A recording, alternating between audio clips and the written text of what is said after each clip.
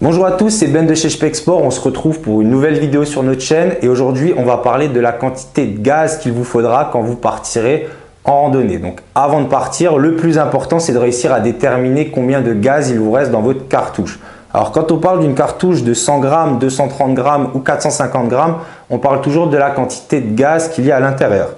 Par exemple, sur cette cartouche MSR 110 grammes, j'ai donc 110 grammes de gaz. Je sais qu'au total, elle pèse 211 grammes. Donc si je la repèse et qu'elle ne fait plus que 151 grammes, je sais que j'ai consommé 60 grammes de gaz et qu'il m'en reste 50.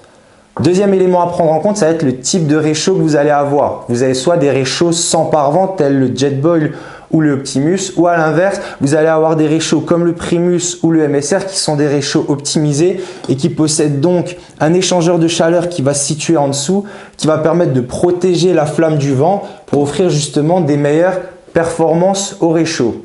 Alors aujourd'hui, pour parler de consommation, on va surtout parler en termes de litres d'eau à faire bouillir. Donc là, les données que je vais vous donner sont en fonction d'une température normale, donc aux alentours de 20 degrés et sans trop de vent. Donc, si vous partez en randonnée avec ce type de réchaud, donc sans échangeur de chaleur, il faut savoir qu'avec une cartouche de gaz de 100 grammes, vous allez pouvoir faire bouillir à peu près 10 litres d'eau. Avec une cartouche de 230, ça va être aux alentours des 20 litres et 450 donc pour 40 litres d'eau, donc une consommation qui avoisine les 10 grammes par litre d'eau. À l'inverse, si vous choisissez justement un réchaud optimisé, faut savoir qu'avec une cartouche de 100 grammes, vous allez pouvoir faire bouillir aux alentours des 15 litres d'eau. Avec du 230 grammes, ça va être pas loin des 30 litres. Et enfin, avec du 450 grammes, on est autour des 60 litres. Donc vraiment pas mal. Et une consommation donc de 7 grammes par litre d'eau. Donc en termes de performance, on est quand même au-dessus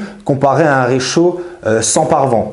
Alors bien sûr, on vous recommande toujours de faire la cuisine dans un endroit qui est bien isolé du vent pour vous permettre justement d'avoir une consommation de gaz optimale et d'offrir les meilleures performances à votre réchaud. On espère que cette vidéo vous aura plu, mais surtout qu'elle vous aura été utile.